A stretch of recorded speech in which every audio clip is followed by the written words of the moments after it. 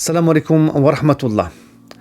Alors, il y a une question qu'on me pose souvent, et c'est la question suivante. Pendant le mois du Ramadan, est-ce qu'il est préférable de lire le Coran en arabe ou en français? Alors, la première des choses, c'est que il est bien de faire le tarawih le soir. Il est important de faire le tarawih, la prière de tarawih à la mosquée le soir. Comme ça, on va écouter tout le Coran en langue arabe, et en plus de ça, à travers la prière, et en plus de ça, à la mosquée, et en groupe. Et donc, là, on aura répondu partiellement à la question, dans le sens où on va écouter tout le Coran en langue arabe, pendant le mois du Ramadan. Donc ça, c'est fait. On peut dire que la partie arabe, elle est faite. Qu'on comprenne, ou qu'on ne comprenne pas l'arabe, la partie arabe, elle est faite. Alors, bien entendu, celui qui veut en rajouter plus, pendant la journée, il peut lire en arabe le Coran. Chaque lettre qui est lue, comme dit le prophète sallallahu alayhi wa sallam, est égale à 10 bonnes actions. Mais là, on récolte les bonnes actions. Parce qu'on lit l'arabe et on ne comprend rien. Alors du coup, on peut ajouter quelque chose, c'est la lecture du Coran en français, afin de comprendre ce que Allah subhanahu wa ta'ala il nous dit. Je rappelle que le mois du Ramadan, c'est le mois du Coran. C'est-à-dire que Allah subhanahu wa ta'ala, il attend aussi de nous qu'on se tourne vers le Coran, qu'on comprenne le Coran, qu'on soit guidé par le Coran. Et pour ça, si on ne comprend pas l'arabe, il n'y a pas d'option. Il n'y en a pas d'autre que de le lire en français. Très bien. Ceci étant dit, maintenant, on ne va pas se dire, Inch'Allah, je vais le lire en français pendant le mois du Ramadan, parce que ça va rester du Inch'Allah, il n'y aura rien du tout au final.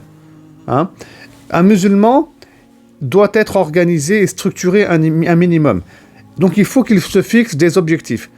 Combien de pages je vais lire en français pendant le mois du Ramadan? Ça, c'est la première des choses. Si le musulman décide de lire en français un juz, environ 20 pages, en français tous les jours, alors il aura fini le Coran à la fin du mois du Ramadan. Ceci étant, l'objectif n'est pas de finir le Coran pendant le mois du Ramadan. Non, l'objectif c'est de se réconcilier avec le Coran, de revenir au Coran, d'entrer dans la dynamique du Coran et surtout de continuer à lire le Coran en arabe et en français après le mois du Ramadan. Après le mois du Ramadan, il faut continuer. Et donc, si on ne lit pas un juz, 20 pages en français afin de comprendre le message d'Allah et afin d'être guidé par jour pendant le mois du Ramadan, c'est pas grave. Fixons-nous un objectif plus petit. Celui qui lit jamais le Coran, qui commence déjà, mashallah, même si c'est une page de Coran en français par jour, qu'il lise, pour qu'il comprenne qui est Allah, comment il va nous juger, c'est quoi les prophètes, les messagers, c'est quoi la fin des temps. Une page par jour. Ceux qui peuvent lire 2 pages, qu'ils fassent 2 pages, 5 pages, ils font 5 pages, 10 pages, ils font 10 pages. Chacun va avancer en ce mois béni selon son rythme, selon sa spiritualité, selon le temps qu'il a.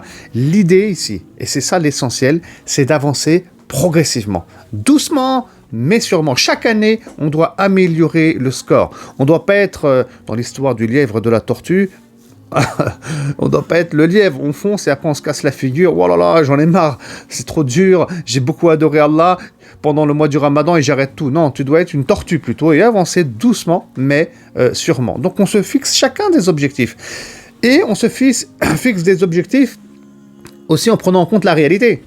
Je ne vais pas partir du principe que je vais lire 20 pages du Coran tous les jours en français, 20 pages en arabe, et en vérité, je ne fais même pas une page. Ou 2 pages, parce qu'il y a le travail, ou il y a l'école, et j'ai des activités, je peux pas, donc il faut être réaliste. Donc si je peux lire 2 pages, Inch'Allah, je me fais un programme détaillé. Très bien. Et après, je regarde si je suis du matin ou du soir. C'est important ça, parce qu'il y a des gens qui sont du matin, et il y en a d'autres qui sont du soir. Donc c'est quoi le moment idéal pour toi pour lire le Coran? Est-ce que c'est le matin ou c'est le soir, ou est-ce que c'est l'après-midi? Donc tout ça, il faut le clarifier. Ensuite, il faut tout mettre sur un papier. Waouh, ça c'est important. Ça c'est très très très important. Il faut tout mettre sur un papier. Il faut pas partir avec des idées comme ça. Non, genre tu prends un papier, tu marques jour numéro 1. 5 pages. Jour numéro 2, 5 pages. Tu marques même l'heure. Ou bien tu marques le matin. Jour numéro 3, 5 pages. Jour numéro 4, 2 pages. Peut-être, parce que tu as trop d'activités, tu le sais déjà. Tu mets ici sadaqa. Comme ça, tu rajoutes de la sadaqa, car le prophète sallallahu alayhi wa sallam, il était généreux. Et tout ça, il faut le mettre sur papier, et chaque jour qui passe, tu le barres. Chaque jour qui passe, tu le barres. Voilà. Et pourquoi c'est important de tout écrire sur le papier, sur un papier, de le mettre dans sa chambre éventuellement? C'est parce qu'on reste terre à terre et on reste pragmatique et on s'attache à ce papier, on s'attache à ce barnamaj, c'est-à-dire à ce programme, et on fait tout ensuite pour ne pas lâcher prise. La relation qu'on peut avoir comme ça avec un papier, avec le visuel, on voit la date, on voit le nombre de pages qu'on doit lire. Voilà, c'est important. D'ailleurs, quand on veut perdre du poids, vous savez, la personne, la naturopathe ou autre, qu'est-ce qu'elle dit? Elle dit prenez une feuille et écrivez tout ce que vous avez mangé pendant la semaine. Franchement, je l'ai déjà fait une fois, c'est intéressant. Lundi, mardi, vous marquez tout en détail.